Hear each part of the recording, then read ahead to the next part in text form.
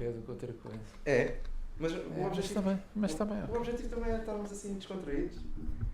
Põe-me esta coisa à frente, não sei se estou muito descontraído. Tenho mesmo que estar aqui. Olha lá, a minha mulher é que é de rádio e já estava aqui a consertar com certeza o... Está bem não, assim? Ali o microfone, vê lá. Tá, pronto. Está bom? Eu acho que sim. Eu vou gesticular um bocadinho, portanto provavelmente vou dar um... Pá, professor, se der também não há problemas. Temos ali o nosso técnico que rapidamente trata... Então vamos lá falar sobre o quê? Professor, futebol, política, bioética... Tanta coisa para falar, não é? Os meus hobbies, Isto é uma entrevista intimista, é o quê? Isto é tudo. Uma espécie de uma conversa sobre tudo e sobre nada. Uma conversa sobre tudo. Isso era o Seinfeld. Já não sou desse tempo. Não, sabemos. Eu sei, sabes? A show about nothing. Mas agora houve uma polémica com ele.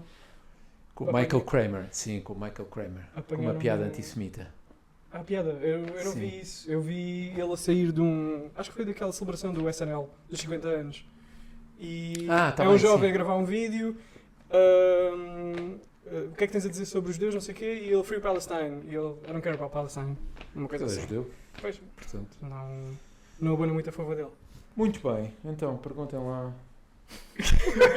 Perguntei lá coisas. Pronto. Isto está a ser filmado? Está a ser filmado. Vocês depois cortam?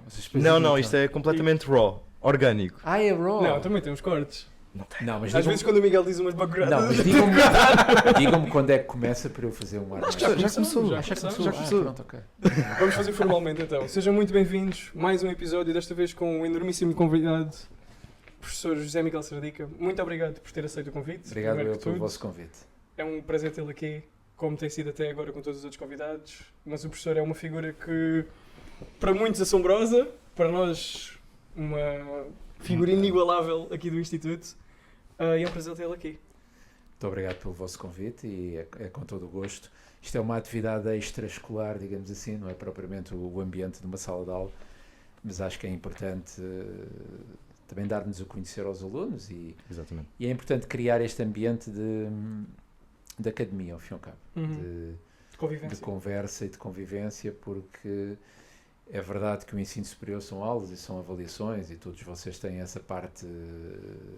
Eu ia dizer uma parte aborrecida, mas não posso pode dizer, isso. Professor, isto aqui pode-se dizer. Uma parte mais profissional, mas a vida académica também é feita destes momentos e, portanto, queria, aliás, cumprimentar-vos por vocês terem esta iniciativa de montarem um podcast IAP Talks e, portanto, desejo as maiores felicidades à vossa iniciativa e que muitos mais episódios possam acontecer. Obrigado, professor. Muito obrigado. E, portanto, mais um episódio e um grande convidado. Professor, o David disse assombrosa e eu vi a sua cara. Assombrosa porquê? Se calhar é melhor irmos por aí. Consegue imaginar o porquê? Não, prefiro que sejam vocês a explicar-me porque é assombrosa. É porque a palavra assombrosa pode ser interpretada no bom sentido, sim, mas também pode ser interpretada no sentido de uma assombração. Não, essa não é nada disso. Que vocês têm insónias a pensar em história contemporânea, que eu assombro a vossa vida. Ou... Eu não. Eu também não, mas... Sim. E acho que ninguém tem, mas assombrosa no bom sentido, porque o professor de facto, aliás, acho que até podíamos dizer que é dos episódios que sentimos mais pujança a nível de respeito, não é? O professor tem muito respeito entre os alunos e se calhar também por aí convidarmos para aqui para ver que o professor não é só a postura em sala de aula exemplar, sempre, e com algumas piadas. Por acaso isso é espetacular nas aulas de História do século XIX. O professor está muito a par dos temas da atualidade. Como é que faz esse trabalho? Olha, deixe-me dizer duas coisas. Em primeiro lugar, em relação à vossa simpatia de acharem que o convidado hoje é assombroso. Eu gosto muito de dar aulas e, portanto, eu acho que passo um bocadinho a imagem de que, para mim, a hora e meia, que não é hora e meia, a hora e 20 da aula passa muito rapidamente. Às vezes passa tão rapidamente que eu me esqueço que a aula já acabou e vocês têm aquele momento em que há uma certa irrequietude da turma, uma certa agitação, porque por mim eu continuava lá a falar porque gosto muito daquilo que faço. Por outro lado, e tenho de confessar isto, tem de haver alguma pós-institucional, ou melhor, não é que eu tenha que me dar ao respeito, porque vocês não faltam ao respeito, mas são uma turma muito grande e, portanto, apesar de tudo, eu acho que os docentes que dão turmas, como eu dou, com 140 alunos em auditório, é verdade. Agora este primeiro ano são 140, não é? Este primeiro ano foram 140, em pauta 148, salvo erro, não iam todos, mas assim uma média de 110, 120 alunos tínhamos em aula. É muita gente. E portanto tem que haver alguma, eu chamar-lhe encenação. A sala ajuda, sendo um auditório ajuda, mas eu tenho de falar com outro tom de voz, eu tenho de controlar às vezes momentos em que a turma me parece mais aliada, portanto tem de haver ali um investimento meu em alguma disciplina, chamemos-lhe assim. Mas como eu explico em todas as aulas de apresentação, a disciplina não significa censura, nem silêncio, nem... Eu gosto que os alunos estejam à vontade, mas com uma espécie de uma linha vermelha em que o à vontade, em que a informalidade não é à vontadinha, não é à anarquia. Porque uma coisa é os alunos falarem entre si quando estamos em seminário com 8, 10, 12 alunos, aí é perfeitamente gerível. Outra coisa é deixar que os alunos desatem a falar uns com os outros com 120 em aula e eu aí não consigo, de facto, dar a aula. Por outro lado, eu também tenho a consciência de duas coisas. Os alunos que eu tenho à frente no IAP não são alunos que estejam a frequentar um curso em História. E, portanto, as cadeiras de História, eu já dei as duas. Eu já dei História do século XIX e História do século XX, depois passei a dar apenas a História do século XIX, porque a minha carga horária na FCH também aumentou. Acho que estão muito bem entregues em História 2, eu só dou a História 1.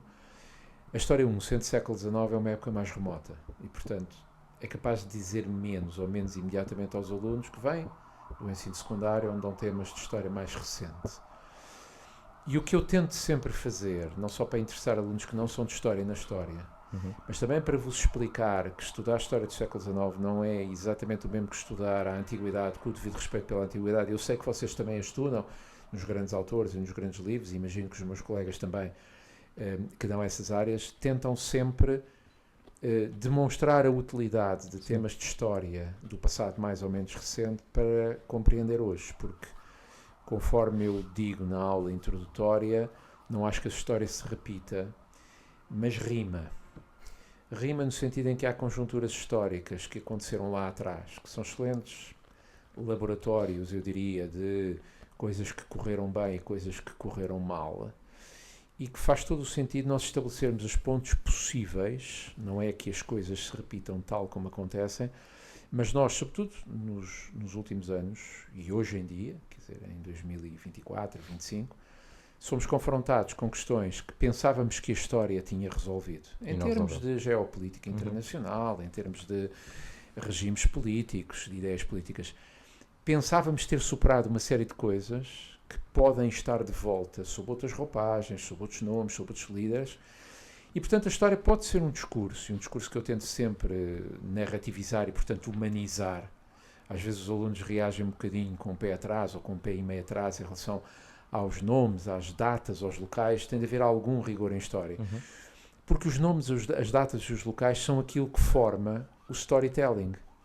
Porque se eu der um conceito político em abstrato, que eu vou buscar à ciência política ou à filosofia política, esse conceito político só é compreensível pelos alunos se eu o objetivar num determinado exemplo histórico. Claro. E esse exemplo histórico tem que ter data, tem que ter tempo, tem que ter espaço e tem que ter atores. Eu acho que a história é uma disciplina humanista, e uma disciplina humanista é uma disciplina em que, para haver history com H grande, tem que haver várias stories.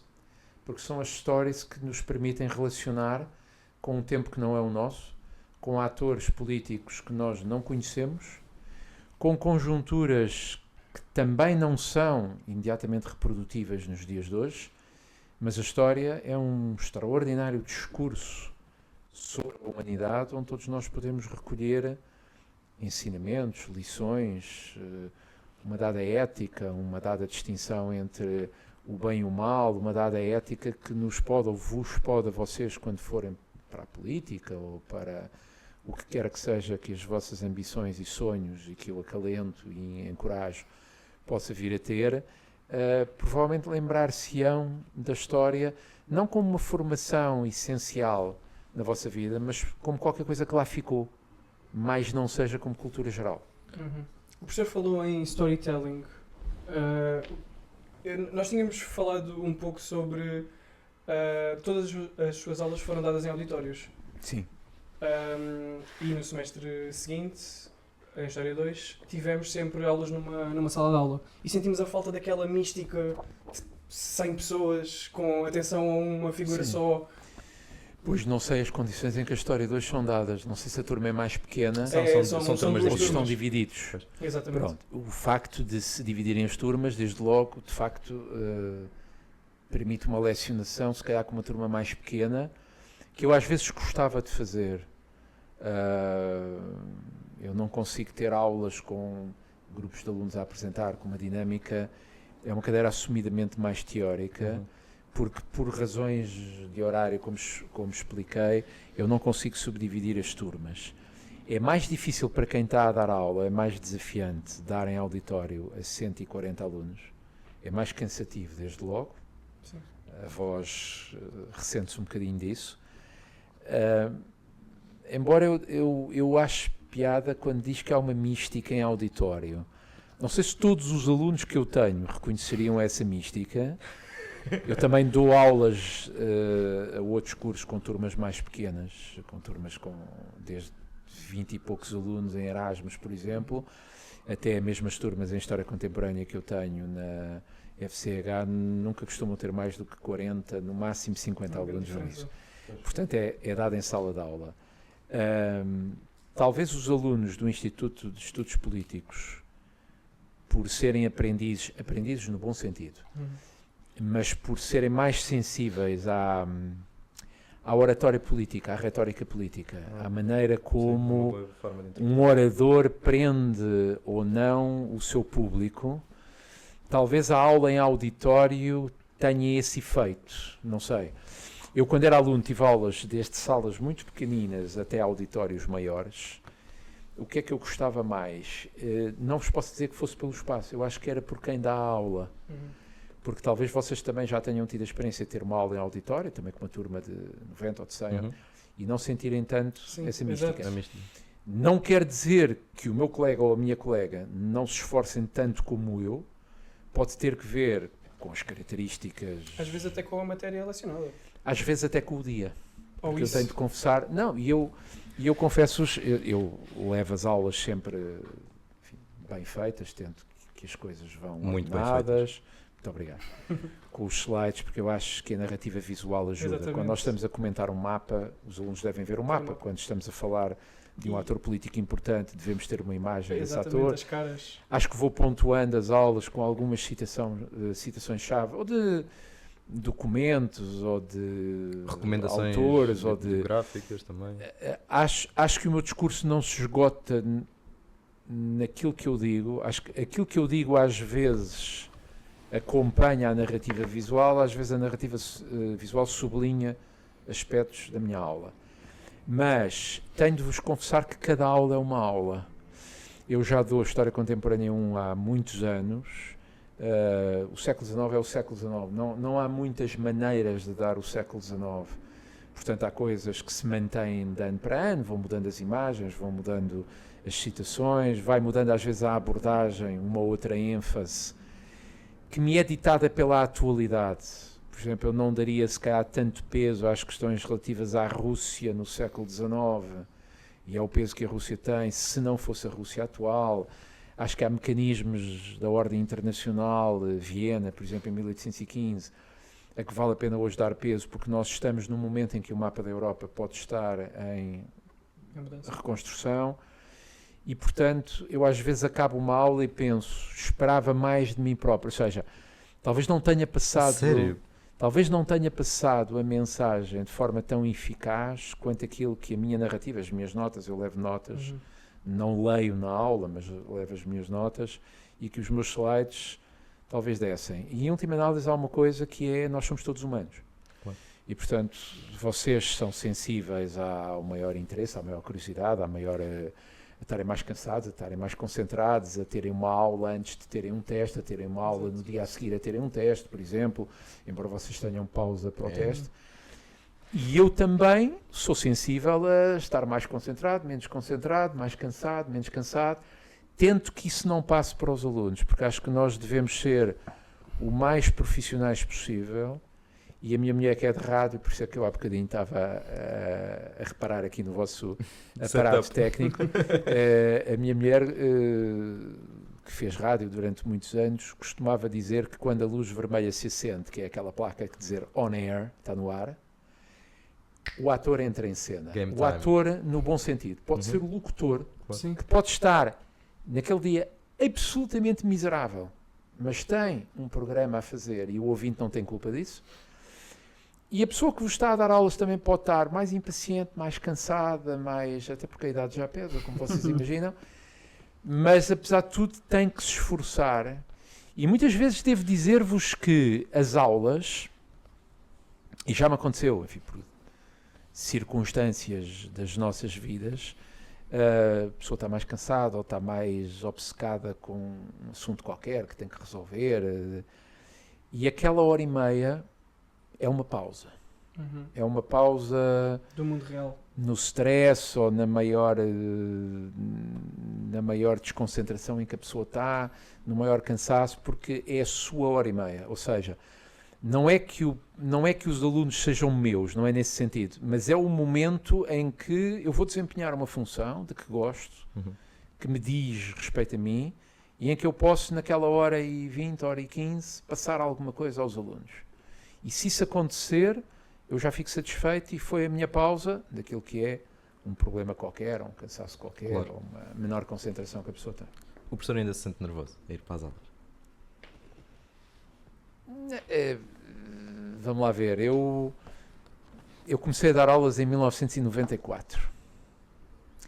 E quando comecei a dar aulas em 1994, uma vez que isto é um podcast e portanto é extra curricular, alguns dados biográficos até podem tornar a coisa interessante. Eu comecei a dar aulas, tinha 23 anos, não tinha 24 ainda, ia fazer 24, fiz 24 em 1994, de onde é fácil calcular a idade que eu tenho. Comecei com 23 anos, licenciei-me pela Nova, portanto depois fui convidado para vir para aqui. E quando comecei a dar aulas, eu tinha alunos da minha idade ou mais velhos do que eu. Eu comecei a dar aulas ao primeiro ano, na altura os cursos tinham 5 anos, e depois, no ano seguinte, portanto em 1995, 96, eu tive uma turma de 4º ano. E, portanto, os alunos do 4º ano já tinham 21, 22. E alguns deles mais velhos, na altura havia alunos que vinham mais velhos fazer o curso, havia alunos já com 20 e muitos anos, ou até mais velhos. E, portanto, é natural que, e eram as primeiras aulas que eu dava, portanto, ia estudando, ia fazendo as aulas à medida que as dava. O primeiro semestre foi muito complicado porque eu comecei em fevereiro e não fazia ideia de qual era a matéria que eu ia dar, mas não fazia ideia de qual é que seria a aula em abril ou maio, porque eu ainda não a tinha feito, estava a fazer tudo de novo. Há um nervoso que é normal, será que eu vou desempenhar bem a coisa, será que eu vou ser respeitado? Mas eu aqui tenho que reconhecer uma coisa, que é, ao menos a estatura ajuda e a voz ajuda. Eu tenho que vos confessar esta história, que eu costumo contar aos colegas, às vezes mais novos. Isto aconteceu comigo. Para aí na segunda ou terceira aula do meu primeiro semestre, no edifício antigo, portanto, daquele lado. Pelo IEP ou pela FCH. Cheguei à sala de aula, portanto a turma já lá estava, mas eu ainda não sabia muito bem quem eram os alunos, havia uns que ainda estavam a chegar, e eu cheguei, pousei as minhas coisas, ainda não havia na altura nem pens, nem computadores, nem nada, portanto não havia suportes nenhum. Havia os velhos acetatos, não sei se vocês ainda sabem o que é, aquelas máquinas que tinham um espelho e uma luz, portanto provavelmente na vossa escola secundária ainda tiveram disso, ou se calhar já não tiveram, portanto arrumei as minhas coisas como eu costumo fazer, queria começar a aula e tal, e estavam assim uns alunos mais velhos sentados sobre as mesas e olharam assim para mim, 2 deles, a pensar, mas é ele que nos vem dar, mas isto é uma aula a sério, é uma aula, E depois os outros colegas disseram, não, é mesmo ele, isto é a segunda aula, ou lá o que é. Portanto, houve ali um momento em que os alunos já com 24, 25, 26 olharam para um jovem com 23 anos, apesar de mais alto do que eles, enfim, eu acho que a altura ajuda. Em auditório a altura ajuda Sem muito, dúvida. e a voz Sem ajuda dúvida. muito. Cansa-me um bocado a voz, eu devia dar aulas com micro, mas enfim, aqui tenho de voltar a mencionar a minha mulher, que como artista radiofónica me ajuda com algumas dicas de como pôr a voz. Ela também dá aulas cá em rádio, exatamente em comunicação, e portanto a área dela é mesmo a rádio, e às vezes ensina-me, olha, a falar, a colocar a voz, onde colocar as pausas, onde... Eu acho a retórica uma área muito apaixonante, saber falar em público. Não tenho nada a veleidade de ter todas as técnicas, mas gosto dessa área, às vezes até leio coisas sobre como montar. Speech writing é uma coisa que eu gosto imenso, como é que se constrói um discurso, como é que os assessores políticos... Eu, se tivesse ido para a política, possivelmente não era para a política ativa, eu era para o backstage. Eu leio muito a retórica política e eu estou sempre a pensar de onde é que vem a construção, de onde é que vem esta imagem, onde é que o autor... Gosto de bons políticos que discursam bem e gosto de ver como é que eles constroem, qual é o stage set, porque acho que um discurso político deve ser um discurso forte em imagens, deve contar uma história, deve montar uma narrativa. E acho que hoje em dia, vocês em particular, e permitam-me eu dizer isto, não só a vocês, mas a dizer depois a quem nos possa estar a ver, eu acho que o vosso curso e aí a associação académica tem talvez alguma função que pode desempenhar.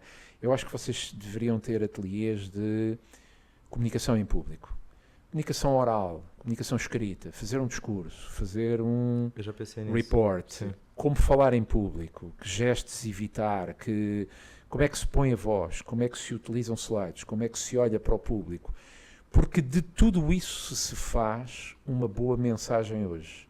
E eu, quando dou aulas, seja eu em história, seja qualquer outra área, nós estamos a passar uma mensagem. Nós somos os oradores que têm que chegar ao seu público. E se o público se vai embora porque a mensagem não é cativante o suficiente, a responsabilidade pode ser do público, mas é também do emissor que não a soube tornar interessante. E tornar história interessante para um extrato etário como o vosso de 18, 19 anos é um desafio enorme, devo dizer-vos. É um desafio que o professor cumpre muito bem. Agora, muito obrigado. Agora, eu tenho, ainda a propósito disso de nervoso ou de... Às vezes as aulas têm imprevistos. Mas que nós não estamos, é daqueles que... Não nota, mas...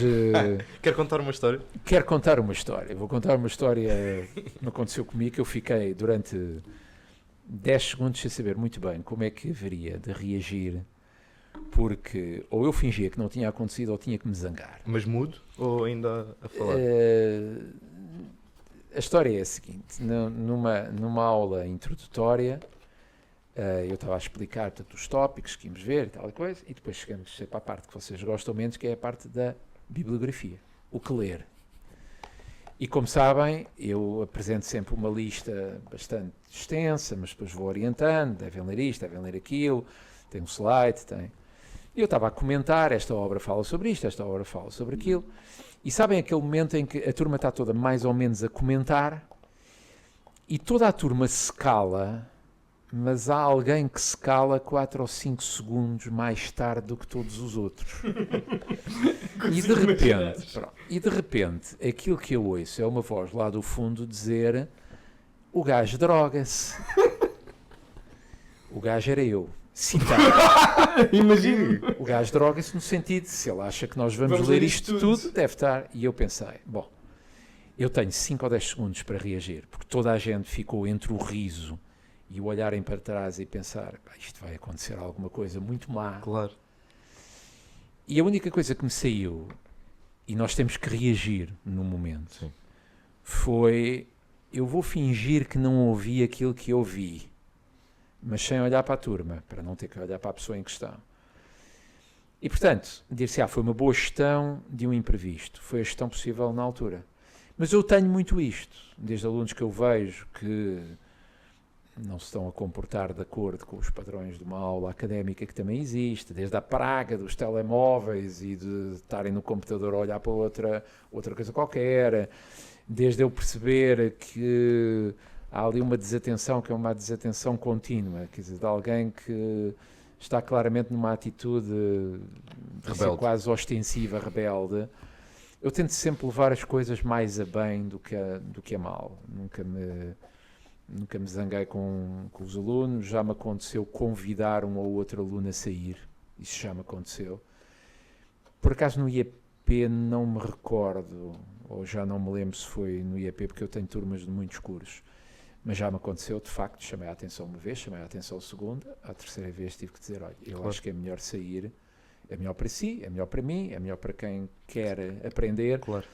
Mas é sempre uma margem de diplomacia musculada, digamos assim, que nós temos que exercer, que eu não gosto de exercer, porque eu gosto de olhar para os alunos como gente adulta, e gente adulta é responsável. Quer dizer, isto não é o ensino secundário, e eu acho que, vocês aí são os melhores julgadores disso, eu acho que o ambiente nas aulas de História é um ambiente de disciplina, mas não é um ambiente de infundir medo aos alunos, ou de temos que nos portar bem, porque senão... Mas eu acho que também leva-me a falar daquilo que eu disse há pouco, porque o professor consegue suavizar muito, muito bem essa veia com algumas piadas, às vezes até mesmo alguns memes. Eu confesso que a primeira vez que ouvi o professor a dizer um comentário engraçado, eu fiquei, uau, boa, está mesmo a par. Não me lembro qual era o comentário engraçado, não sei se tem algum exemplo para eu me recordar.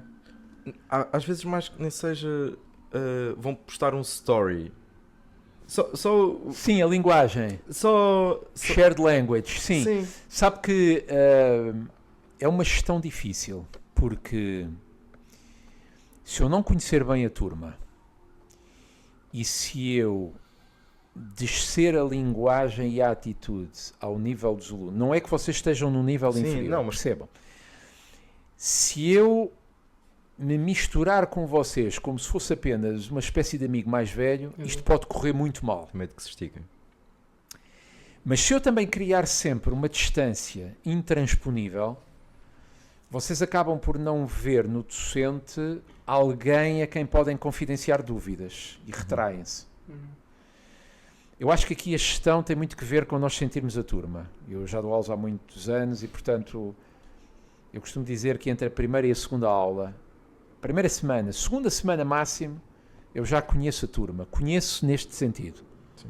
Sei onde é que é possível ir. Sem cair na bagunça, na anarquia. E eu acho que é melhor nós começarmos de uma maneira mais séria, e se calhar vocês saem da primeira aula a pensar, é uma pessoa formal, conservadora, séria, institucional, é melhor ter cuidado. É exatamente essa a expressão. E depois, à medida que o semestre avança, vai-se fazendo um degradê. Vai-se abrindo um bocadinho, vai-se permitindo algumas coisas, porque já há um management sobre a turma que permite. E vocês foram meus alunos o ano passado. E eu faço com a turma uma coisa que não faço com todas as turmas, mas no IEP normalmente faço. No final do ano?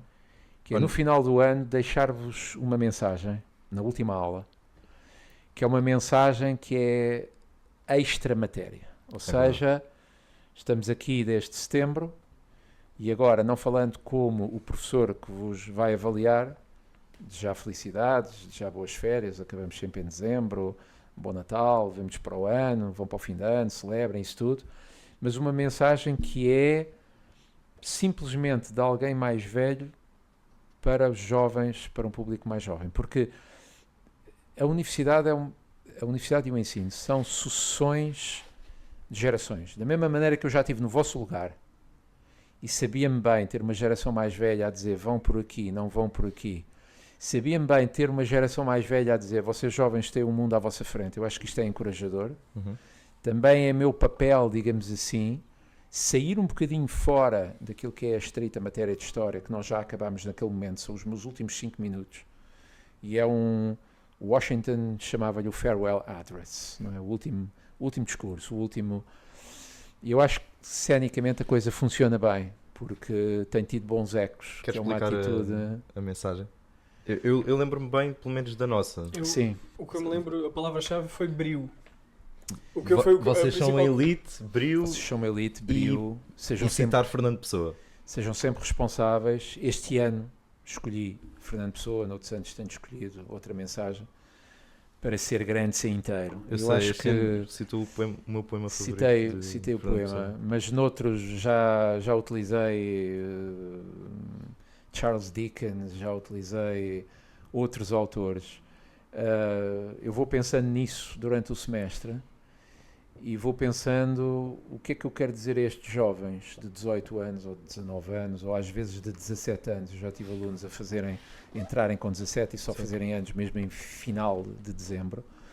O que é que eu acho que estes jovens querem ouvir depois de um semestre que para eles é cansativo? Eu tenho o problema de vos apanhar muito no início. Eu também acho que sim. E, portanto, não há ainda uma dimensão de turma quando vocês chegam ao segundo ano ou quando chegam ao último ano. Eu gostava de ter no princípio e no fim, porque acho que a vossa evolução é importante. Se estivesse no último ano, não tenho. É um enorme desafio dar a caloiros que ainda não são uma turma. E durante o primeiro semestre vocês estão a criar uma turma. E eu acho que a mensagem final é um bocadinho para isso. E é unificadora. O primeiro semestre é um semestre de experimentação. Agora vão para casa, para o Natal, para as vossas famílias, e voltem para o ano novo.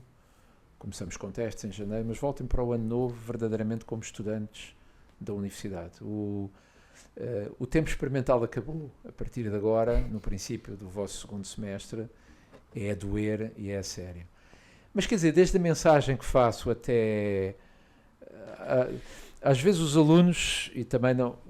Se calhar cometerei uma inconfidência, mas às vezes acontece-me os alunos encontrarem-me, já sem serem meus alunos, e dizer, o professor tem um ar às vezes assim um bocadinho formal e quase intimidante. Deve ser o tal assombroso. Quase intimidante. Que a pessoa fica assim com o pé atrás. Mas depois, quando falamos com o professor, quando pomos uma dúvida, quando estamos só 2 ou 3, quando estamos fora da sala de aula, é uma pessoa muito acessível. E eu? E então? Que não estávamos à espera que E eu...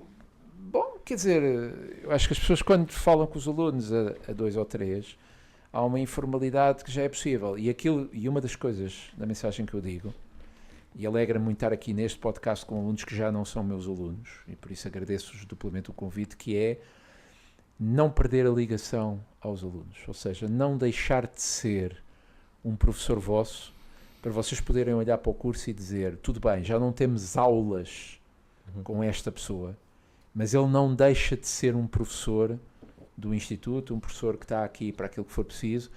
Não percam nunca essa capacidade de olharem para os docentes, não como alguém que entra, passa, está arrumado, vai embora, esquecemos, Sim. mas como uma comunidade viva. E vocês têm uma coisa que é o Estoril Fórum, vocês já fizeram, os novos alunos vão fazer este ano, e vocês já fizeram, portanto, com conhecimento de causa podem avaliar, que é um momento em que os professores se revelam e que os alunos se revelam. É verdade. What happens in Estoril stays in Estoril. É como Vegas, não é? Exatamente, é como Las Vegas. Não é nada de mal, ainda não foi ao Estoril. Mas é um momento do convívio. Sim. E acho que é um momento que vocês guardam para sempre. E eu acho muita piada ver os alunos que ainda não fizeram o Estoril Fórum já em antecipação e já numa espécie de... Ouvimos dizer que é uma coisa muito gira, que é uma coisa muito interessante. Também tem a parte de assistirem às conferências e de terem teste e de serem avaliados. Mas o IEP, contrariamente, por exemplo, a outras escolas aqui, na FCH, isso nota-se, vocês, como são uma única turma e têm sempre a mesma coisa à mesma hora, têm, de facto, um espírito de corpo e de turma que a Faculdade de Ciências Humanas, como tem alunos de comunicação e de línguas, eu tenho alunos na mesma turma de vários cursos. Sim. E, portanto, eles saem dali, uns vão ter a disciplina A, outros vão ter a disciplina B. Portanto, nunca há uma dimensão de turma, de grupo, de cohort. Nós somos a turma de 2023 e vamos juntos até... Nunca há isso. E, portanto, o IEP tem essa vantagem e vocês não percam nunca isso. E só porque o IEP tem esta vantagem é que nós também conseguimos fazer este tipo de dinâmicas. nós nos primeiros episódios falámos do... Pronto, se calhar nunca conseguimos experienciar isso com o professor, porque o professor não tem aqui gabinete, não é? Sim. Mas o gabinete de portas abertas, as portas estão sempre de facto abertas e é muito welcoming. Os professores estão sempre muito preparados para receber os alunos e é espetacular. E eu alegra-me muito encontrar agora antigos alunos que eu tive este semestre ou até em anos anteriores. Aqui, a subir a escada, a descer a escada. Muitos falam-me e eu gosto disso porque é sinónimo de que, apesar de tudo, não esqueceram. Quer dizer, admito que haja alunos que não gostaram tanto de ter história, ficaram desanimados com a nota, é normal.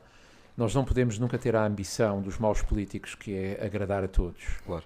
Ser professor também é ser um gestor de emoções e de expectativas. Às vezes a nota não é aquilo que vocês estavam à espera, mas fico contente por ver que mesmo aqueles que não gostaram tanto de história, e é normal o aluno A gostar mais de ter aulas com o professor B, uns gostam mais de ter história, outros gostam mais de ter outra coisa qualquer, mas nunca ter deixado uma turma e pensar, não gostei desta turma. Nunca me aconteceu, tanto no IEP como noutros. Tive alguns alunos mais complicados, como é óbvio, mas sempre geri as coisas, nunca deixando chegar ao conflito, ou seja, marcando sempre a posição de que em última análise, não gosto de invocar a autoridade, mas em última análise, quem manda aqui sou eu. É uma frase politicamente incorreta, raramente a usei, mas já tive, posso contar-vos também esta história para humanizar um bocadinho a coisa.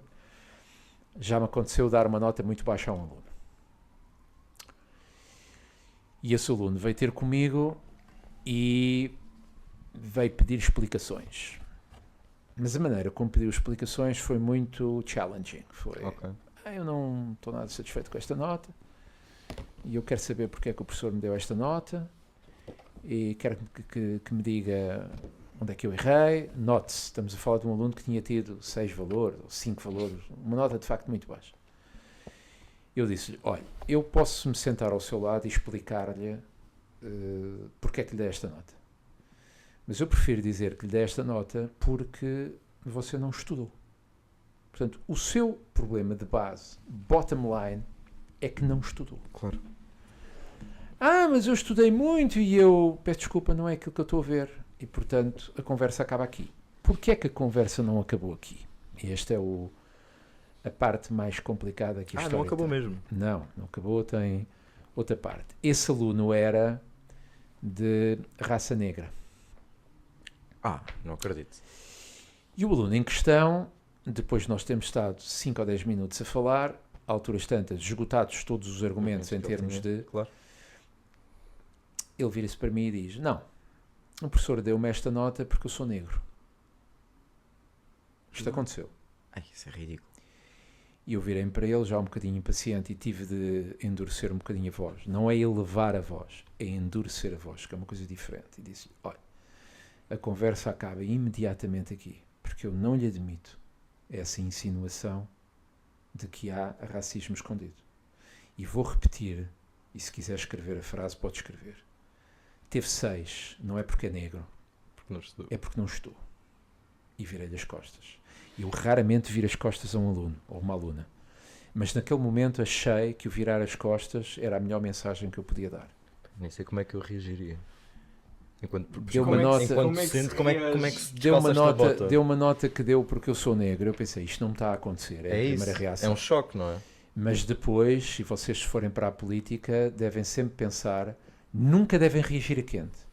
Nem que seja contarem mentalmente 1, 2, 3, 4, 5, respirarem e pensarem, o que é que eu posso dizer para resolver o mais pacificamente possível a situação, marcar a minha posição, mas sem necessitar de humilhar o aluno, ou de o insultar, ou de não deixar isso. E, portanto, disse, não é por ser negro, é porque não estou. Ponto final, e fui-me embora. Porque, de facto, dar aulas tem estas partes. Eu tenho histórias muito cómicas e tenho histórias um bocadinho mais duras. Muito, muito complicado. Eu coleciono erros dos alunos. Tenho um pequeno... Sério? E todos os anos a minha coleção aumenta com as coisas mais extraordinariamente cómicas que nós podemos ler, Os professores chegou-nos a falar disso. Chegou-nos a falar, e eu tenho que eu mesmo... nunca leio em voz alta, porque eu nunca dou maus exemplos em turma. Se há alguma coisa eu dou bons exemplos. Eu utilizo uma estratégia que é de mérito e depois até vos posso contar uma outra história que também me aconteceu. Vocês vão de reparar que na aula em que vocês já têm as notas, eu costumo dizer, queria cumprimentar A, B, C, D, que são as notas maiores. Não é que os outros não mereçam um cumprimento, mas é para porem os olhos nos vossos colegas e para pensarem, se eles foram capazes, eu também sou capaz. Outra história que me aconteceu, só para vocês verem o que é dar aulas na universidade. Vocês às vezes pensam que nós podemos fazer tudo e que... Outra história que me aconteceu foi... Eu era diretor da Faculdade de Ciências Humanas. Isto passa-se há... Portanto, eu fui diretor há 9 anos, 8 anos. Isto ter-se-á passado talvez há uns 10 anos. E recebi um pedido que a minha secretária na altura me fez chegar de uma mãe que queria, porque queria falar e ser recebida por mim. Eu pensei, bem, deve ser alguma questão em relação ao curso, em relação a... Não sei. Mas não, eu na altura dava História Contemporânea a Comunicação Social, portanto isto passou-se nas Ciências Humanas, e a mãe queria falar comigo. Nós em princípio não recebemos pais, porque vocês são nós somos adultos. maiores de idade, não é? Mas a senhora foi tão insistente que eu disse, bom, eu abro uma exceção, tudo bem, eu recebo a mãe, marco lá uma hora em que eu possa, tal e coisa, lá na agenda, vem a senhora, sentam-se à minha frente e diz, professor, tenho muito gosto em conhecê-lo, mas olha, eu tenho que dizer que estou muito desapontada porque o senhor professor teve uma atitude em relação à minha filha. Meu pai, primeiro, quem é a filha? Lá a senhora lá identificou. Então o que é que tinha acontecido?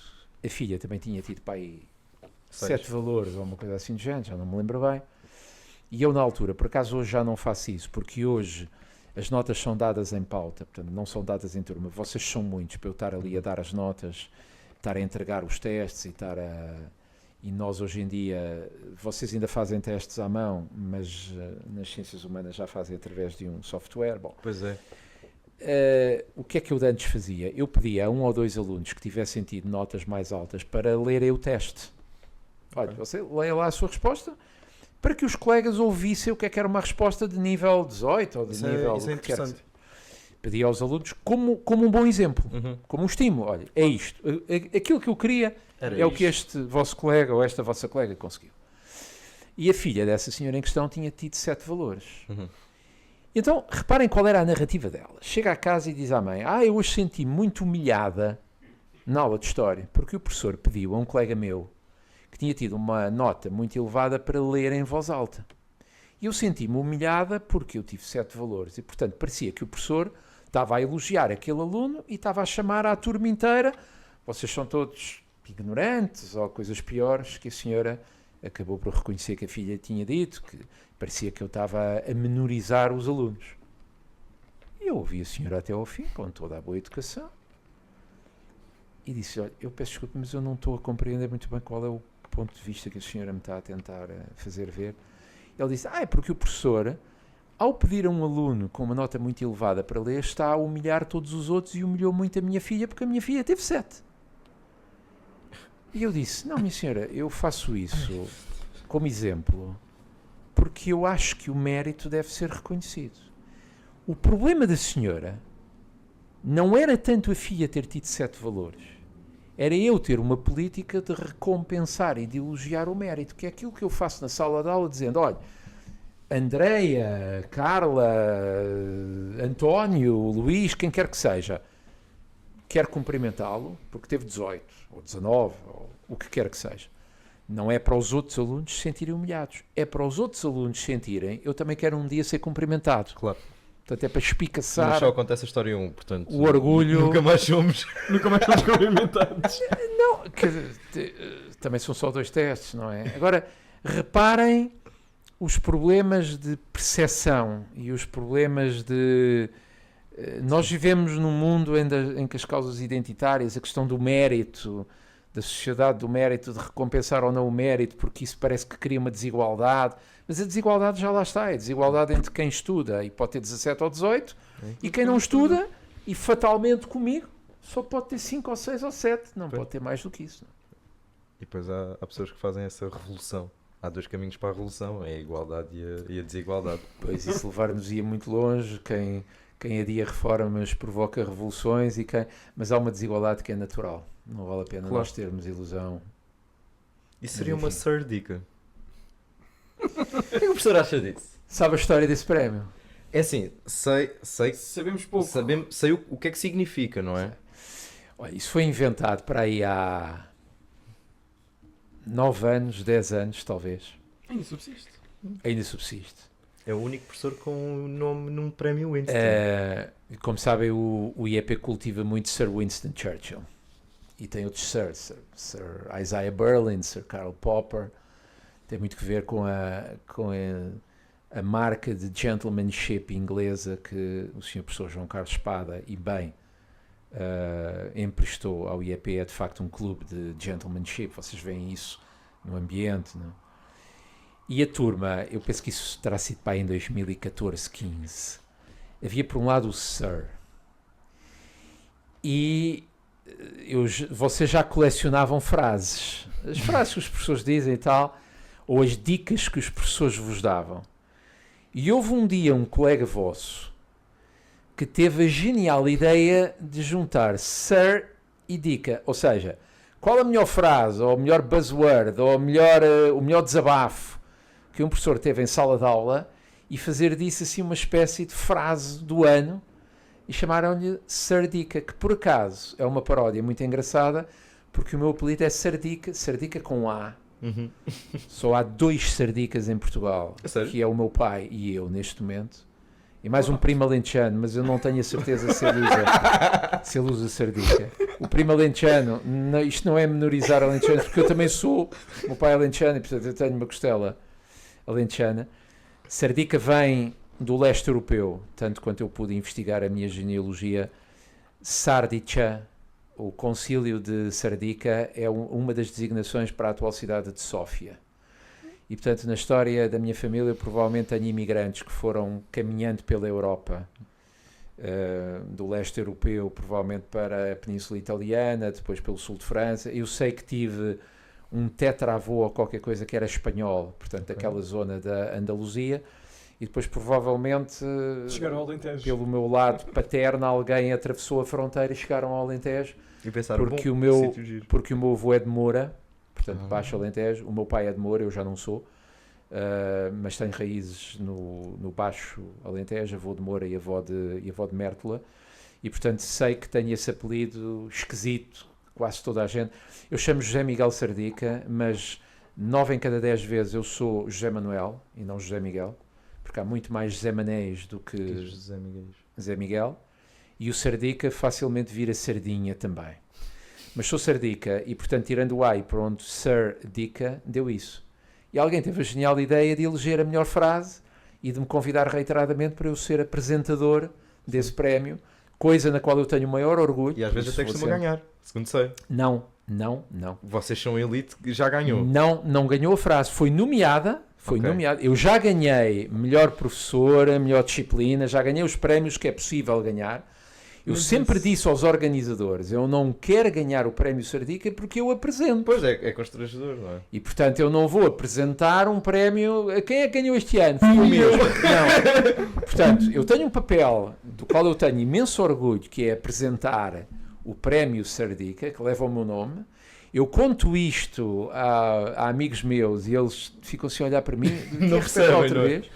Eu a primeira vez contei isto à minha sobrinha, que foi cá aluna em gestão, e disse-lhe, olha, eu tenho um prémio que é o Sardica. E ela olha assim para mim, ela hoje tem 28 anos, portanto já fez a licenciatura há uns anos, mas quando eu lhe contei isto, disse, não, eu tenho um prémio em meu nome. Isto é uma coisa de prestígio, atenção. E ela olhava para mim e dizia, mas tio, explica lá isso outra vez.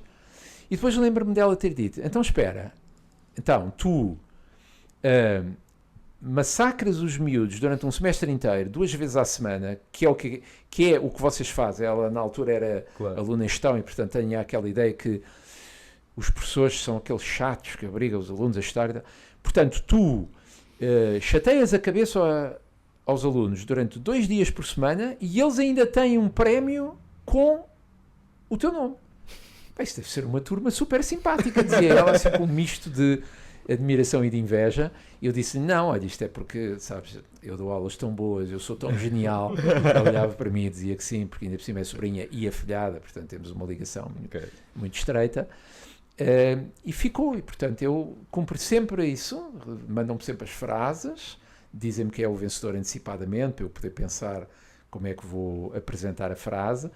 Já tenho sido candidato, mas eu digo sempre, ok, podem lá pôr uma frase minha, mas por favor, digam que a frase é inelegível, porque eu não quero ganhar um prémio que tem a minha categoria e, portanto, empurro sempre para que seja outro colega. Tenho tido a aventura, hoje em dia a palavra aventura, mas tenho tido a sorte, Mal conotada. tenho tido a felicidade e vocês já tiveram a simpatia de me eleger como a melhor disciplina, ou melhor... Tenho lá no meu escritório em casa, de antes havia mesmo estatuetazinhas pequeninas, tipo Oscar, depois acabaram as estatuetas e agora é aquela fita com uma... Mas vai voltar a haver. Com uma medalhazinha. Estou aqui a olhar para a câmara, professor. Vai voltar a haver. Vai voltar a haver. haver. É uma espécie de Oscars. Sabe Sim. aqueles Oscars que Sim, se aqueles vendem, pequeninos que se compram. aquelas estatuetazinhas? E tenho em minha casa, a estante, com os livros, tenho lá as medalhas todas e as estatuetas todas. Já não sei quantas é que ganhei, pá, aí 4 ou 5. E gosto sempre, porque, reparem, não é um prémio académico. Portanto, não é um júri, não é... Eu acho que é melhor que isso. Não é a reitoria que nos diz isso, não é uma avaliação, não é nada disso. Mas, portanto, é um prémio que tem zero valor académico, porque não é dado por pares. Mas atenção à segunda parte que eu vou dizer, tem um imenso valor, porque é o valor do meu público. Claro. Uma coisa é um colega meu dizer, olha, li um livro teu, li um artigo teu, gostei imenso e tal, acho que está bem, tá. É normal entre pares. Outra coisa é os alunos, que já não têm obrigação nenhuma. Exatamente. Porque eu já não lhes vou dar aula. Portanto, não há aquela coisa do ainda o vamos apanhar no segundo ano e no terceiro ano. Não. Ainda tem cuidado com ele. No momento em que vocês eventualmente me dão o prémio de melhor disciplina ou de melhor cadeira, acabou. Eu já não vos vou dar aula, já não vos vou dar nota. E é uma coisa que eu fico contente em receber, tal como todos os meus colegas ficam contentes, porque é um reconhecimento vosso. E isso é importante porque é aquele momento em que a pessoa pensa, ok, fui competente, passou a mensagem e acho que isso é importante. E é dado naquele jantar final do IEP, portanto, lá para casa, os alunos que foram meus alunos este ano e que ainda não conhecem o Estoril Fórum, a última noite é sempre a noite mais interessante porque é a noite com os prémios, é que vocês, a partir de uma certa hora, os mais velhos vão-se embora. E, portanto, são os alunos que dominam a coisa. Nós somos convidados. Os docentes estão lá como convidados, não é? Basicamente. Vocês é que tomam conta, fazem a gala, anunciam os prémios, batem palmas, assobiam, partem um ou outro copo, entornam a mesa, enfim, é um momento em que, como direi, em que a etiqueta académica está ali na fronteira já com uma certa cultura juvenil, o que também faz parte. O ano passado, por exemplo, não cometerei em confidência nenhuma, os alunos tiveram a simpatia de nos convidar depois alguns a ir a um bar ali ao pé, ainda fomos beber um copo, tudo muito respeitável.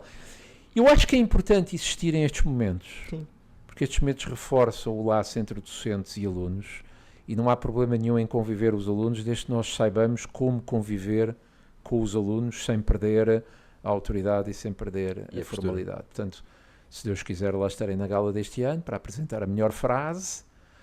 O ano passado, quem ganhou a melhor frase foi uma frase que o professor Miguel Morgado disse, põe as mãos no fogo. Era absolutamente óbvio que só podia ganhar aquela frase. E, de facto, às vezes há pessoas que não estão ligadas ao IAP que assistem à gala. E não percebem? Não percebem, mas eu acho que aquele barulho que vocês fazem, o Sardica para aqui, Morgado para lá, e aquela torna a coisa, para quem está de fora pode achar, bem, isto é um bocado, mas naquele momento faz sentido. E acho que a melhor maneira de nós chegarmos aos alunos é também identificarmos, há momentos em que faz sentido a informalidade, há momentos em que faz sentido o convívio e há momentos em que não faz sentido o convívio, Exato. porque estamos ali, e ali é na sala de aula, ou na conferência à tarde, no próprio Estoril Fórum, e eu também participo normalmente naqueles debates europeus. Há um momento em que temos que ser sérios e há um momento em que podemos abrir um bocadinho as coisas, porque é a festa de fim não é de fim de curso, para Mas alguns de fim de vocês é ano de fim de alguns, curso, sim. mas é de fim de ano, e portanto acho que isso é importante, e lá estarei para, não sei qual é que vai ser a melhor frase este ano, vocês já devem estar Já temos a Já está- conjecturar. está a ser. estão a conjecturar, Exato. portanto, em junho, depois logo se vê. Mas a história desse prémio é essa. Muito giro. O professor agora estava a falar sobre chatear os alunos 2 vezes por semana, menos num dia. O professor, até hoje, nós já vamos a mais de meio, agora da licenciatura, e até hoje nunca tivemos uma grader ou um grader com tanta liberdade quanto aquela que o professor deu à doutora Daniela.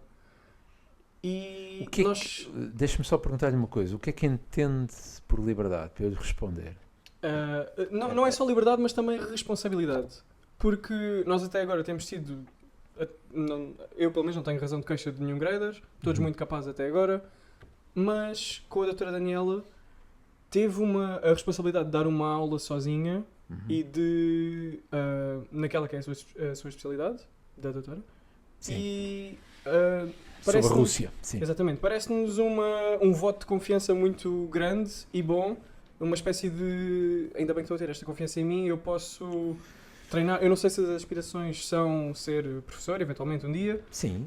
mas é já um Daniela, grande antes de nos treino. dizer quando vier aqui, Um dia, está convidadíssima. a doutora está convidadíssima. Está a fazer a sua tese de Do doutoramento, portanto está a fazer o seu caminho, é natural que tenha ambições académicas, como é óbvio, gosta disto. Foi minha aluna, portanto esteve no vosso lugar, creio que em 2014, se não me falha a memória, portanto há 10 anos, fez mestrado aqui. Os graders dão-nos uma enorme ajuda, porque veem os testes e, portanto, dão as notas, sugerem uma nota.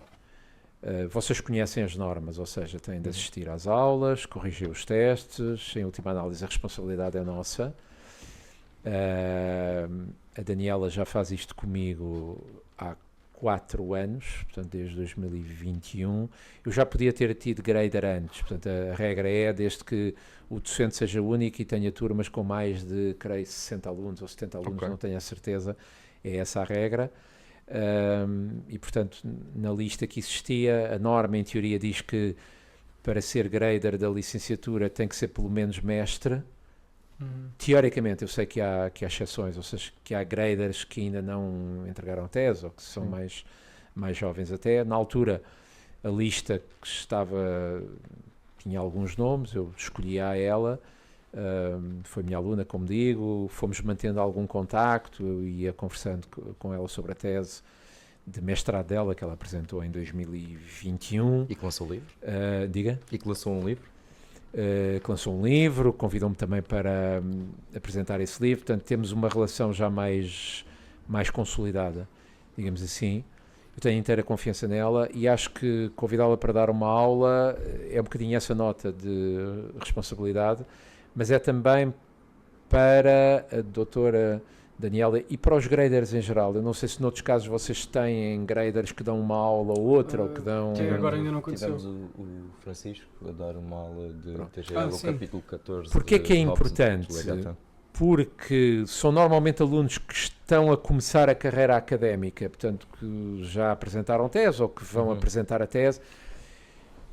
Para treino de oralidade, para treino de como é que se domina uma turma, para Exato. treino de como é que se fala em público, eu acho que corre bem, enfim, não terá talvez a mesma segurança de alguém que dá aulas, eu falo com ela, como é que correu, como é que quando vocês a convidarem terão o lado dela, digamos assim, mas o que eu sinto é que é importante este voto de confiança. Eu não a ponho a tese, portanto, não a estou a avaliar, eu não oriento a tese dela, acompanho, converso com ela sobre o tema, fomos construindo uma relação de assistente-regente, dir-se-ia quase, de alguém que dá conselhos académicos, alguém que diz, olha, vá por aqui, alguém que também tenta pôr-se no lugar de quem está a fazer uma tese, natural às vezes algum cansaço, portanto vamos conversando sobre isso até fora das aulas, e eu acho que o grader também aprende muito academicamente corrigindo testes. Eu devo dizer-vos que é uma das coisas menos interessantes que é possível fazer, eu tenho de confessar isto. Qualquer professor que queira ser honesto não pode dizer adoro ver testes, não é verdade. Porque nós estamos a ler 40, 50, 60, 100, 130 vezes a mesma coisa, ou mais ou menos a mesma coisa, porque os alunos não leem bibliografia o suficiente. Eu agora vou ser mauzinho, porque é o caderno diário, portanto, vocês que estão aí em casa, por favor, leiam bibliografia, deem-nos aquilo que nós não damos na sala de aula. Leiam Barricades and Borders. Leiam Barricades and Borders, leiam, peguem qualquer coisa e leiam, porque a universidade é ler, é conversar também, mas é ler. Isto para vos dizer o quê? A tarefa que o grader faz alivia-nos imenso, porque nós só temos depois, e acho que é um trabalho também importante, recebermos as notas, pegarmos em casos típicos, às vezes há dúvidas, o que é que será verdadeiramente este teste? Quando são testes out of the box, onde é que isto entra? Entra na escala do 10-11, desvia-se muito, mas apesar de tudo tem um conteúdo interessante e original, não?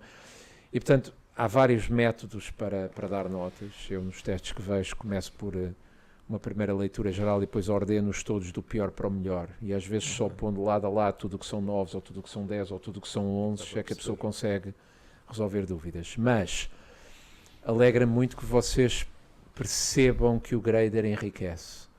Que o grader pode rejuvenescer a turma. Pode ser um elo de ligação. Eu às vezes vejo-os a conversar. É uma ponte. É uma ponte e é uma pessoa que é mais nova, que está mais, se calhar está mais dentro das dinâmicas daquilo que é ser aluno. Porque a grader já foi minha aluna. Uma das coisas que pensei mentalmente foi, eu não vou escolher uma pessoa que não conheça. Eu vou escolher uma pessoa que tenha sido minha aluna, porque já há uma base. Já esteve lá. Já viu o que é, agora vai ver do outro lado. Quando vocês um dia estiverem nessa posição, não sei se é a vossa ambição ou não, já foram alunos. E depois vão ver o outro lado, que é como é que os alunos reagem a um teste que a Daniela fez e que outros graders, e quase todos os graders aqui do IEP já foram meus alunos. Creio que não poderá haver um ou outro caso em mestrado que não tenha sido meu aluno, mas em licenciatura, em princípio, foram todos meus alunos. E, portanto, imagino que aquilo que vocês me estejam a dizer é que a dupla grader professor em História funciona. Exatamente. E fico contente que vocês pensem que funciona. Sim. E acho que é uma sensação que retiramos da grande maioria das pessoas aqui do IEP. Espero que nas outras disciplinas também esteja a funcionar bem. Sim, não há razão de queixa. Foi só porque era uma coisa um bocadinho mais acima. Destacava-se mais. Exatamente. Porque a doutora Daniela é doutoranda. Não sei se vocês têm graders que estejam já a este nível. Não sei. Os graders também mudam de ano a ano. Eu tenho mantido sempre. Não sei se tem algum grader já. Eu não vou revelar, obviamente, a idade que a doutora Daniela tem, mas não é muito complicado chegar lá, dado que foi minha aluna há 10, 11 anos. Mas é uma doutoranda. Ela vai apresentar o projeto de doutoramento dentro em breve, ainda este ano letivo, e a partir daí passará para a fase final, que é redigir a tese. Portanto, está naquilo que é um percurso de aprendizagem, licenciatura, mestrado e doutoramento, está numa fase, presumo eu, mais avançada do que estão outros graders nota-se a diferença. Que estão a trabalhar para o IEP.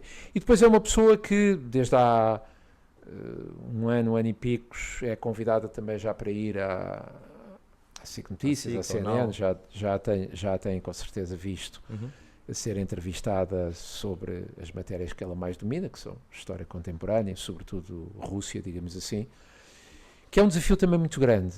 Eu já me tem acontecido ir à TV também, quando às vezes são temas históricos, e enfim, escrevo uma coluna quinzenal, um pequeno artigo de opinião para a rádio Renascença, para o site. Gosto muito de fazer, porque é um exercício que obriga à disciplina. Quinzenalmente escolher um tema, escolher um assunto e escrever uma página.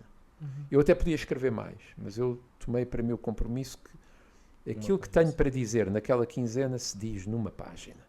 Pode ser atualidade, podem ser temas históricos, pode ser... E quando às vezes me acontece ser entrevistado, a TV é um meio muito complicado. Sei que vocês acalentam muito esse sonho, mas tem um lado muito glamouroso por um lado, mas é uma coisa muito instantânea, é uma coisa sem rede, é uma coisa indireto, muito pouco tempo. 20 segundos, diga o que tem a dizer e vamos embora. E às vezes a pessoa quer elaborar mais e não consegue, mas é um exercício muito interessante, porque é um exercício de exposição. Eu não gosto nada de me ver, tenho de confessar isto. A sério? É muito raro eu ir ver entrevistas que dei. Às vezes a minha mulher com a box volta atrás para ver e não sei o quê, ou a família. Às vezes dizem, olha, quando fores avisa, e eu digo às minhas irmãs, às minhas sobrinhas, mas eu não gosto de me ver porque eu sou muito perfeccionista e muito exigente e eu nunca estou a ver-me, está bem, olha, disse isto, tudo bem, eu estou sempre a reparar aquilo que faltou, o que é que eu podia ter acrescentado, porque na altura não me lembrei, às vezes dou comigo, quando a minha mulher, eu passo assim, faço zapping mental, olho e digo, pá, era óbvio que eu aqui tinha que acrescentar, mas é óbvio a posteriori, não é? Não é óbvio naquele meio minuto ou naqueles 20 segundos em que a pessoa tem a câmera à frente e às vezes o pivô já está noutra, porque entretanto entra outra peça. Eu direto é uma coisa que eu não gosto muito, eu prefiro quando às vezes me convidam para programas onde há mais tempo, portanto um programa ou de fim de semana ou um fórum ou... Em rádio, por exemplo, há mais tempo. O professor teve um soundbite no rádio, o ano passado, no Observador, a falar sobre no Observador, sim, às vezes também costumo ir, sim, às vezes costumo ir. Ficou viral. Ao Observador, aí o que acontece normalmente é um programa de 1 hora ou 2, entram convidados, entram ouvintes, mas aí dá para nós pensarmos um bocadinho, e sobretudo devo dizer-vos, a grande diferença entre a TV e a rádio é que na TV nós, além de termos que estar a pensar naquilo que estamos a dizer, temos um problema que é a imagem. A pessoa que está sentada também se consegue ver, não é? Estamos a ver-nos. E agora a TV, vocês vão de reparar que às vezes há uma entrevista em que o plano é sobre uma mesa em que está o entrevistador e o entrevistado. E nós aí temos a câmara ali, mas estamos a falar para a pessoa que nos está a entrevistar. E temos aqueles planos que são aquelas caixinhas pequeninas em que todas as pessoas estão a falar para a câmara. E uma das sensações mais surreais, vocês quando um dia forem entrevistados, forem experts e forem à TV, uma das sensações mais surreais é o entrevistador que está, por exemplo, onde vocês estão, ele faz-me uma pergunta e eu não posso estar a falar com eles como estou a falar, eu tenho que estar a olhar para a câmara. E, portanto, é uma espécie de diálogo artificial em que estão 2 ou 3 convidados, cada um deles a falar para a câmara, e estamos todos a tentar conversar uns com os outros. E às vezes alguns distraem-se, também já me aconteceu, e fazemos isto. E temos logo o câmara que está atrás, olhar para a câmara, porque o pior plano é apanharem-nos de lado, porque é uma falta de respeito para o espectador que está em casa. Mas é também muito difícil eu estar a conversar com alguém e não estar a olhar para esse alguém, ter que estar a olhar para a câmara, como eu agora estou a olhar para quem nos vai ver depois pela internet, que é o espectador, mas na verdade estar a falar com vocês. Portanto, é muito...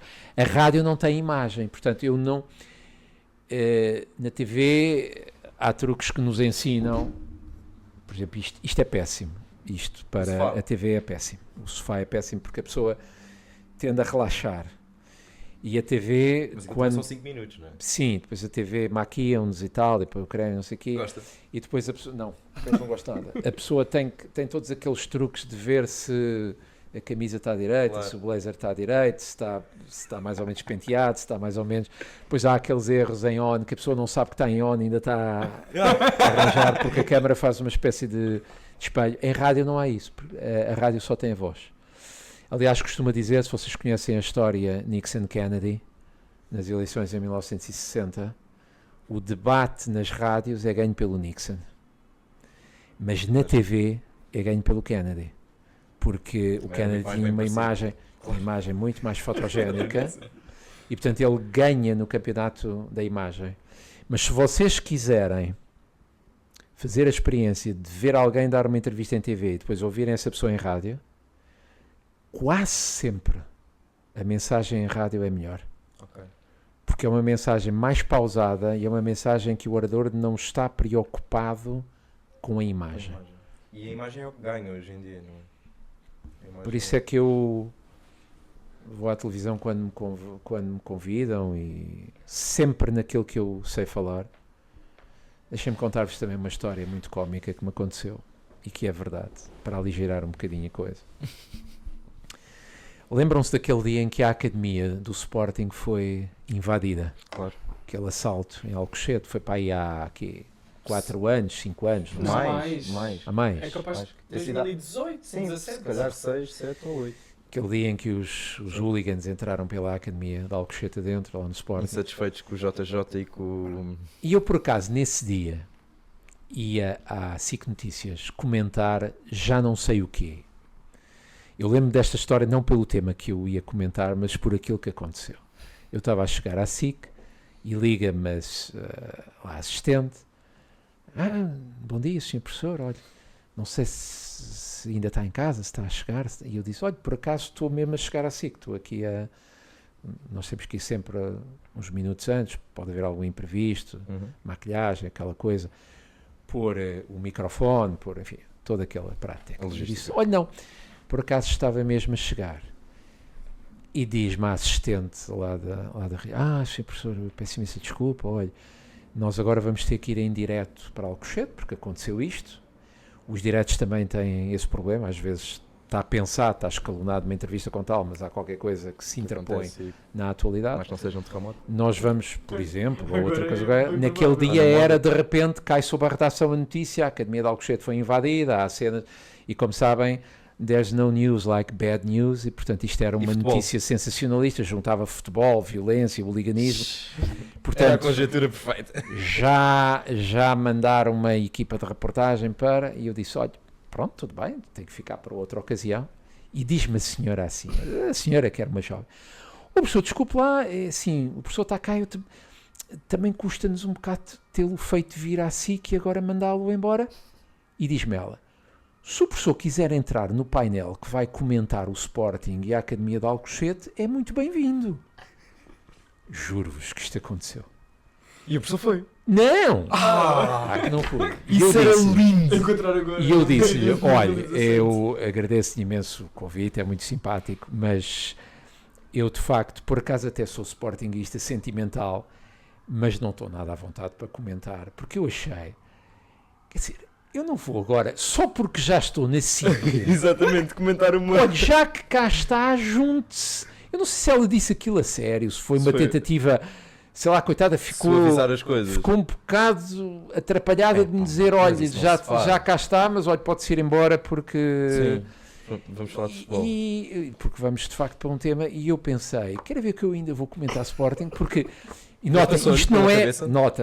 Notem lá para casa também, isto não é um reparo a quem comenta futebol e política. Sim. Há pessoas que comentam política e futebol. Nada contra. E há pessoas que saem do futebol para a política e... futebol para a política e não é nada disso. Eu tenho uma opinião sobre o Sporting, tenho uma opinião sobre JJ, tenho uma opinião sobre Amorim, tenho uma opinião do jogador que entra e sai, mas não vejam nisto qualquer afirmação de elitismo intelectual, não é isso. Se eu quisesse ser comentador de futebol, eu especializar-me-ia nisso. E então eu ia estudar, e um perfeccionista como para a minha opinião, ter alguma coisa. Agora, sentar-me em frente a uma câmara como adepto sportinguista e dizer, olha, eu acho que a invasão de Alcochete é um escândalo e acho que isto não devia acontecer, qualquer um de nós pode fazer. E, portanto, agradeci simpaticamente à moça, se calhar fui convidado na outra semana a seguir, mas é daquelas situações em que a pessoa pensa, não, quer dizer, não vou comentar e é para um tema. Ou seja, passou-me durante um segundo e meio, pensei, isto é capaz de ser giro. Mas tinha piada, estás a ver o painel, era antigo futebolista e depois tinha. Não sei quem é que estava. Não sei quem é que estava em estúdio na altura, devem ter ido buscar aqueles comentadores que falam sobre bola, sobre JJ e sobre a invasão ao Alcochete. Eu pensei, não, é melhor eu ir para casa. Vou-me controlar. E fui de facto ver o que é que era aquilo, porque uma invasão em Alcochete. Pensei, bem, uma invasão em Alcochete, o que é que aconteceu? Será a Al-Qaeda que entrou por Alcochete dentro ou qualquer coisa assim? Mas depois de facto vi que à nossa escala tudo aquilo é pífio e portanto a própria invasão de Alcochete era meia dúzia de encapuzados que pronto, é o nosso futebol, Portugal. digamos assim. Mas o professor foi para casa e foi ver. Se calhar mais valia ter ficado logo lá no estúdio também, né? Ficava logo ali a acompanhar. Não, tinha outra coisa Ou qualquer então para fazer. perguntava, ainda dá pensei, para ir com a equipa de reportagem? É pá, participar não estou interessado. Não, mas... eu vou a Alvalade, devo dizer-vos, sempre que o meu cunhado, esse é que é mesmo, sportinguista, mas sportinguista daqueles que têm Juveléu. Game Box, não, já não tem idade para ser Juveléu.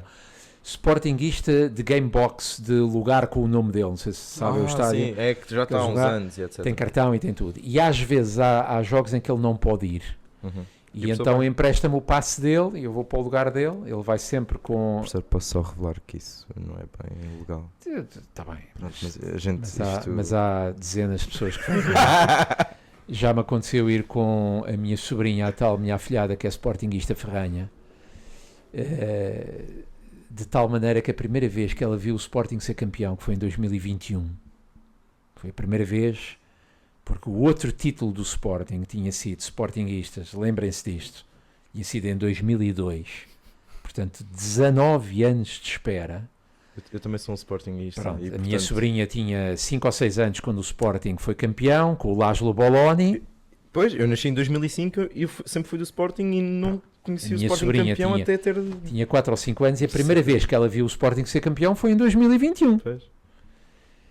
Só filmado, pandemia, não é? só filmado, ninguém acreditava a cara dela de finalmente o Sport, de finalmente ter a sensação do que era ser campeão. E portanto, o meu cunhado e a minha sobrinha, eu depois contei esta história, ele disse: mas tu não foste? Como é que tu não foste comentar o Sporting? Que era claro. Uma espécie de sonho da vida dele, ser comentador do Sporting. Eu disse: não, desculpa, eu não ia comentar o Sporting. Tenho muita simpatia pelo Sporting. Eu fiz ginástica no Sporting quando era miúdo, por isso é que fiquei sócio. No multiuso? Era sócio, era o estádio antigo, o velho multiusos. Eu joguei handball, mas vocês já só conheceram o estádio novo, eu ainda sou do Alvalade antigo. E às vezes nas aulas de ginástica que era no estádio íamos para o relevado. Uau. E eu lembro-me de uma ou duas vezes o professor de ginástica dizer não, tinha pista. Okay. Era benfiquistas, não fiquem ofendidos de eu dizer isto, mas era o único estádio com pista, portanto era o único estádio com condições, por exemplo, para eventos de atletismo ou outro, porque a luz não tinha isso. Claro. Eu lembro-me das aulas de ginástica, às vezes íamos para o campo, para o relevado. Eu era bom em basquete também porque era alto, e às vezes jogávamos futebol. Eu era guarda-redes porque era alto, mas eu tenho fotografias na baliza de Alvalade, do estádio de Alvalade, portanto com a mesma visão que o guarda-redes do Sporting tem quando jogava em casa, que era uma baliza para já gigantesca e depois o relevado enorme e o estádio. Uma coisa... É uma imensidão. Com bolas a sério, com... Portanto, eu armava-me isto já não é do vosso tempo, armava-me em Vítor Damas. Que era o guarda-redes do Sporting. Era o Mesaros, que foi campeão em 1982, e se calhar eu estou-me a desviar um bocadinho. Era o Mesaros que foi campeão. devia ter mesmo sido comentador de futebol também, professor. Está aí com os dados... Foi campeão pelo Sporting em 1982, e depois o Damas, que está para o Sporting como o Bento, está para o Benfica. Eu sou do Barreiro e o guarda-redes do Bento tem lá um bar. Era da Amora. Pois. Jogou no Amora e depois foi para o sentido. O Benfica. O professor disse que, portanto, futebol, guarda-redes porque era alto, bom em basquete porque era alto. Porque é historiador, não é pela altura. Não é pela altura. Quando muito ajuda a dar aulas em anfiteatro, ter 1 metro e qualquer coisa. Nem sei bem qual é a altura. 1,88 m, salvo erro. Acho que é o que o cartão de cidadão tem. Porquê é que eu fui para a história? Eu era relativamente bom aluno a quase tudo, menos em desenho. Matemáticas também. Matemáticas também. Era bom aluno a desenho geométrico, que é uma coisa que implica rigor. Desenho à vista era um desastre. Aí a ver perfeccionista. Desenho à vista era um desastre. Não tinha jeito nenhum para desenho à vista. Lembro de ter feito aqueles, não sei se vocês fizeram, no fim do 9º ano, às vezes levavam-nos a fazer uns testes. O diário gráfico? Não, eram uns testes para ver qual era a área Isso é ridículo. para o qual nós tínhamos mais jeito. Acho que deviam acabar com isso. Eu ainda tenho esse relatório. Eu também tenho o meu. Eu fiz os testes, portanto, com 15 anos, na altura, não é? E lembro que o relatório dizia que, à partida, eu tinha jeito para tudo, menos coisas que fossem com desenho, arquitetura, Ok. mas tudo, desde ciências exatas, matemática eu gostava, físico-química, gostava da física, não tanto Da química. da química. É o que costuma acontecer. não é? Mas era bom aluno a quase tudo. E tive um professor de História muito bom no meu ciclo e no meu 7º, 8º e 9º ano na escola onde eu andava, Que era onde? que reconheço, era um colégio chamado Academia de Música de Santa Cecília. Um colégio de música integrado, portanto, tinha o ensino normal e tinha depois a música, ainda existe. Andei nesse colégio desde a infantil até ao 9º ano, depois fui fazer o 10º, 11º e 12º à escola, na altura chamava-se Escola Secundária Dona Filipa de Lencastre, agora é Agrupamento de Escolas Dona Filipa de Lencastre, também muito boa a escola, e depois fui para a Nova, para a licenciatura em História. Eu no 9º ano fiz a opção pela área de Letras, na altura chamava-se Letras, era a área D. Ainda pensei entre Direito e História, gostava muito de História na altura. O Direito eu também gostava, porque apelava àquela capacidade Exatidão. argumentativa, rigor jurídico. A lei é lei, mas ao mesmo tempo a lei pode ser interpretada. Acho que poderia ter dado um bom advogado, um bom jurista. No 10º ano tive Direito como opção, tive História. Mas porque é que eu optei pela História? Eu acho que foi um bocadinho por gosto. Já na altura se pensava, bom, mas qual é a empregabilidade em História? Claro. O que é possível fazer? Mas eu segui um bocadinho o meu instinto. Os meus pais também tiveram sempre, em relação aos filhos, eu tenho 2 irmãs, respeitaram sempre muito as nossas opções. Disseram, a vida é vossa e, portanto, os pais estão cá para ajudar naquilo que for possível. São vocês que têm que fazer o vosso caminho. A minha irmã foi para a Economia, a mais velha, eu fui para a História, a minha outra irmã mais nova foi para Línguas. Escolhemos o nosso curso, fizemos a nossa opção. E eu sempre gostei muito de História porque reúne parte de Direito, parte de Ciência Política. É bom lembrar que quando eu fiz a opção, a licenciatura em Ciência Política, eu acho que ainda não existia. Estamos a falar nos anos 80. Se calhar se já existisse, talvez já existisse relações internacionais, não me lembro. Aqui certamente não existia. Não, aqui não existia. A Ciência Política não era ainda um curso. Uhum. A Ciência Política era Direito, era Filosofia, era Política, era... É o que chamam lá fora os estudos gerais, não é? Provavelmente o ISCSP já teria a licenciatura, porque é uma escola mais antiga. Se calhar eu teria seguido Ciência Política, porque era o casamento entre o Direito, a Filosofia e a História. Acabei por seguir para a História. Gostei muito de fazer o curso. Eram 4 anos na altura. Era a Antiguidade em 1º ano, era a Idade Média em 2º, isso é uma organização era a Idade gira. Moderna, portanto séculos XV a XVIII era o 3º ano, e depois o 4º ano era a História Contemporânea.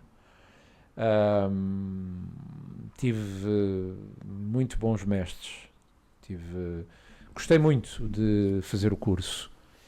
E, quer dizer, quando alguém me perguntava em miúdo o que é que eu queria ser, normalmente era ou ir para a Fórmula 1. A sério? Sério. Ou ir para o espaço, astronauta. Claro. Eu ainda hoje sei de cor, ou quase de cor, todos os nomes das missões Gemini e Apollo. E quem é que foi à Lua e quem é que não foi à Lua. Okay. Adoro ver filmes de ficção científica que metam o espaço sideral. Interstellar. Tudo. Quando eu era mais jovem vi uma série que era o Espaço 1999, anterior ao Star Wars, que eu gostava imenso de ver. Era já saiu uma nova saga de Star Wars. Adolescente não, uma sériezinha ali na Disney Plus. ou iria para a Fórmula 1, mas era uma coisa irrealizável Claro. em Portugal. Principalmente naquela altura, não é? Principalmente naquela altura, quer dizer... Portugal rural. Não havia Fórmula 1 em Portugal. Eu lembro de ter ido ao Grande Prémio do Estoril de Fórmula 1. E com o Senna a ganhar? Não. A primeira vez, não. A corrida de 1984 em que o Niki Lauda ganhou o título. Uhum. O Senna ganhou à chuva em 1985. Isto foi em 84. Por acaso não fui ver esse em que o Senna ganhou à chuva, a primeira vitória dele. Era um piloto fabuloso a conduzir à chuva. Tive outros ídolos na Fórmula 1, mas em miúdo era ou Fórmula 1. Eu via as corridas todas, eu colecionava os jornais, eu tinha os carrinhos. Tenho de confessar que ainda hoje tenho os carrinhos de Fórmula 1, aquelas miniaturas Sim. Matchbox. Tenho-as todas religiosamente guardadas em casa. Uma relíquia hoje em dia. Que giro. Porque me devolve ao meu imaginário infantil.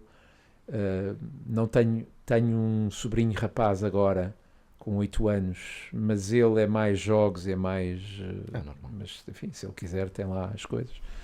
Não tenho filhos, portanto não tenho nenhum miúdo a quem passar o gosto pela Fórmula 1, mas em miúdo ou era Fórmula 1 ou era a corrida ao espaço. E acabei historiador, e bem, ainda bem que acabei historiador, porque é uma coisa que eu gosto muito, porque me permite também ser um cidadão interessado em política, interessado em direito, interessado. Eu, quando faço opinião, quando escrevo colunas de opinião, é também a partir da história que faço isso. E gosto muito da carreira académica, da vida académica. Dá-nos uma liberdade enorme. Eu não tenho um emprego das 9 às 5. Não faço todos os dias a mesma coisa. O Confúcio é que dizia arranjar um trabalho que gosta e nunca mais vais ter que trabalhar na vida. Confúcio tem razão, e eu costumo acrescentar o seguinte: quando nós gostamos do que fazemos, fazemos mais facilmente. Não quer dizer que a vida académica não tenha coisas muito aborrecidas Como e já chatas contou e aqui. burocráticas e que eu não gosto de fazer, mas como eu costumo dizer aos meus alunos, eu acho que nós devemos fazer profissionalmente aquilo que não gostamos tanto e podemos fazer com paixão aquilo que gostamos muito, e aí não é bem um trabalho naquele sentido, bom, lá tenho que fazer isto, não. É aquilo que eu faço, e faço sem grande esforço, E faz com gosto. e faço com gosto, dar aulas, escrever, é aquilo que eu mais gosto. Até gosto mais de investigar Ok. do que corrigir testes, como é óbvio, Pois, isso e imagino. gosto de levar para a sala de aula aquilo que investigo, porque acho que um bom investigador tem condições para ser um professor melhor, e um bom professor é um professor que junta os momentos de solidão que são os da investigação e da escrita com o estar com gerações mais novas que o obrigam a rejuvenescer. Eu costumo dizer, comecei com 23, 24, tenho bastantes mais do que isso. Vocês têm sempre a mesma idade e nós estamos sempre um ano mais velhos. Uhum. E portanto a distância vai aumentando à Percebo. medida que os anos passam. Eu tinha pensado nisso assim. Pois Porque não. vocês têm sempre 18, 19 anos. Nós é que temos sempre mais um ano. E, portanto, uma coisa é eu dar aulas com 20 e tal anos a alunos que têm quase a mesma idade, outra coisa é eu dar aulas... Eu costumo dizer, comecei a dar aulas a pessoas que podiam ser meus irmãos, passei a dar aulas a pessoas que podiam ser meus irmãos mais novos. Eu tenho uma irmã 9 anos mais nova do que eu. Passei a dar aulas a pessoas com idade para ser meus filhos, e agora estou quase a dar aulas a pessoas que têm idade para ser quase meus netos. Ainda não, mas para lá caminhamos. Que engraçado. É isto. Muito obrigado, professor. Professor, foi espetacular. Obrigado eu, e Ficamos- felicidades para o vosso podcast e EP Talks, e felicidades também para a vossa vida académica e profissional futura. Se gostam de fazer isto, os podcasts sem política têm uma grande saída hoje. É um caminho. É um caminho. E portanto vamos é um ver. caminho. Estamos sempre a tentar explorar coisas novas. Ok. Saber o que é que gostamos, que também ainda estamos na idade Muito para, bem. Estamos para a tentar tentar perceber. experimentar. Ok. Professor, muito obrigado. Foi um Obrigado. gosto enorme. Falo pelos dois, tê-lo aqui. Esperemos que um dia mais tarde possa regressar, se assim Quando bem quiserem. entender. Quando quiserem. E pronto, e acho que é tudo. Ficamos por aqui. Até à próxima e um abraço. Deus, obrigado.